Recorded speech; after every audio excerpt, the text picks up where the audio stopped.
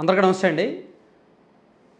ఈరోజు కలెక్టర్ల మీటింగ్ సందర్భంగా చంద్రబాబు నాయుడు గారు ఒక కీలకమైన అంశాన్ని ప్రస్తావించారు.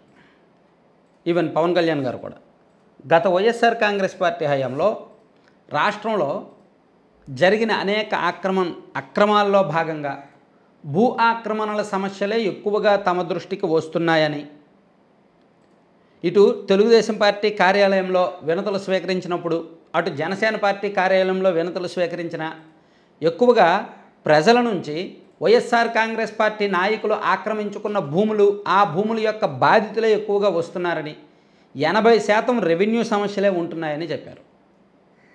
సో ఓవరాల్గా చంద్రబాబు నాయుడు గారు నిన్న మొన్న ఒక మాట అన్నారు, ఈరోజు కలెక్టర్ల మీటింగ్లో కూడా అదే మాట అన్నారు. ప్రతి మండలంలో కూడా ఒక భూ కుంభకోణం ఉన్నది అన్నట్టు మాకు తెలుస్తోంది అన్నట్టు చెప్పారనమాట.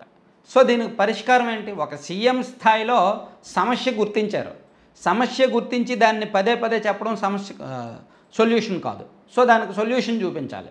అందుకని అవసరమైతే రాష్ట్రంలో భూ అక్రమాలను నియంత్రించడానికి, అలాగే భూ ఆక్రమణలను తొలగించడానికి, ఈ రెవెన్యూలో జరిగిన అవినీతిని పూర్తిగా కట్టడి చేయడానికి, ప్లస్ భూ బాధితులకు మళ్ళీ వారి భూమి వారికి తిరిగి ఇవ్వడానికి, వైఎస్ఆర్ కాంగ్రెస్ పార్టీ నాయకుల ఆక్రమణ చెరలో ఉన్న భూమిని రిలీజ్ చేసి, అంటే గత 5 ఏళ్లలో జరిగిన భూముల అక్రమాలను మళ్ళీ రెక్టిఫై చేసి ఎవరైతే బాధితులు ఉన్నారో వాళ్ళకి ఇవ్వడానికి ఒక పెద్ద ప్రొసీజర్. అంత ఈజీ కాదు, చెప్పుకున్నంత ఈజీ కాదు.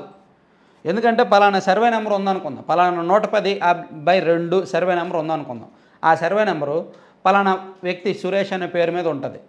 దాన్ని ఆన్లైన్లో ఉంటుంది ఆ పేరు, కానీ అది రెవెన్యూ రికార్డుల్లో ఏ పోరంబోగ్గానో, అసైన్మెంట్ భూమిగానో, ఇంకేదో భూమిగా అడంగల ఆర్ఎస్ఆర్లో ఉంటుంది.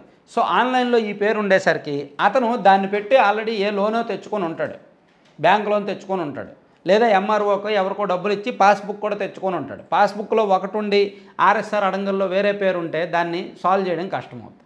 ఇట్లా భూ రికార్డుల్లో టెక్నికాలిటీస్ చాలా ఉంటాయి.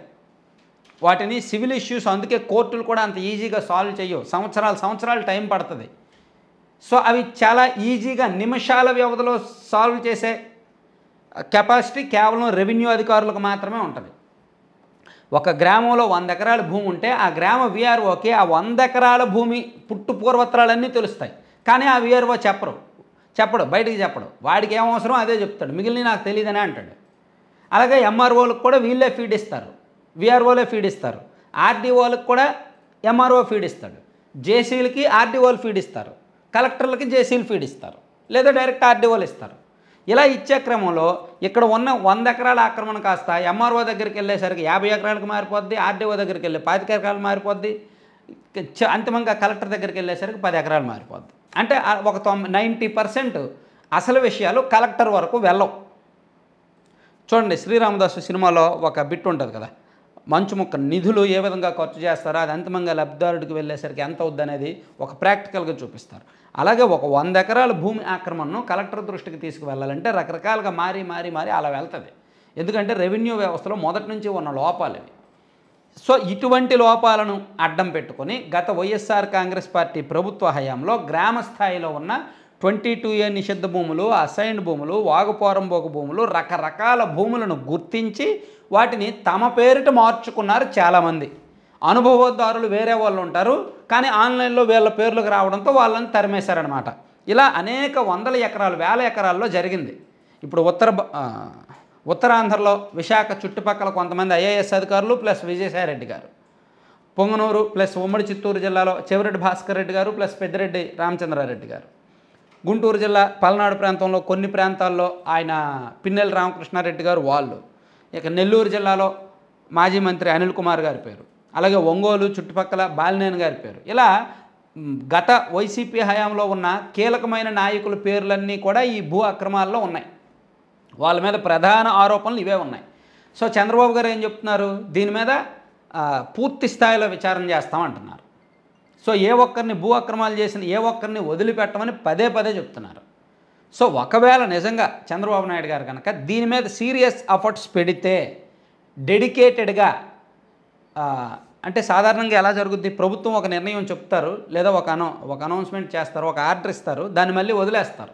మళ్ళీ ఒక నెల రోజుల తర్వాత 2 నెలల తర్వాత గుర్తొచ్చినప్పుడు ఫాలో అప్ చేస్తారు. కానీ దాని మీద డెడికేషన్ ఫాలో అప్ ఉండదు. ఎందుకంటే వాళ్ళకి వందల పనులు ఉంటాయి. ఆ వందల పనుల్లో ఈ పన్నే చూసుకోలేరుగా. సో అది అధికారులకు అలుసుగా మారుద్ది. సో ఇప్పుడు భూ ఆక్రమణల మీద ఎంక్వైరీ వేసినా అంతే. ఇది వేసేసి వాళ్ళ పని వాళ్ళు చేసుకుంటారు. దీన్ని ఫాలో అప్ చేసేది ఎవడు? అంత పొలిటికల్ రెస్పాన్సిబిలిటీ కూడా ఉండాలి. ఇక్కడ కేవలం అడ్మినిస్ట్రేషనల్ రెస్పాన్సిబిలిటీ మాత్రమే కాదు, పొలిటికల్ రెస్పాన్సిబిలిటీ కూడా ఉండాలి. సో అందుకే ఇది జరగాలి అంటే నిజంగా చంద్రబాబు గారి మీద దీని మీద సీరియస్గా ఉంటే కనుక 7 ఖచ్చితంగా దొరికిపోతారు. వైఎస్ఆర్ కాంగ్రెస్ పార్టీకి చెందిన 7 ముఖ్య నాయకులు దొరికిపోయే అవకాశం ఉంది భూ అక్రమాలు. ఎందుకంటే ఆన్లైన్లో చాలా పకడ్బందీగా వాళ్ళ పేరిట రికార్డులు మారాయి. ఆల్రెడీ కొన్ని పెద్దిరెడ్డి గారికి సంబంధించి కోర్టుల్లో కూడా కేసులు నడుస్తున్నాయి. మిగిలిన వాళ్ళకి సంబంధించి అనేక ఆధారాలతో సహా ఫిర్యాదులు అందాయి. కాబట్టి అటు రాష్ట్ర వ్యాప్తంగా చేసిన వాటిలో ప్రధానంగా 7, ఆ తర్వాత ఇంకా కొంతమంది ఉంటారనమాట. సో ఒకేసారి 7 చట్టపరంగా శిక్షించే అవకాశం ఉంటుంది. ప్రజల ముందు అవినీతిపరులుగా భూ అక్రమదారులుగా నిరూపించే అవకాశం ఉంటుంది. సో ఇది మాటలుగా పరిమితం అవ్వకుండా చేతల్లో కూడా ఏం చేస్తారనేది చూద్దాం. Thank you.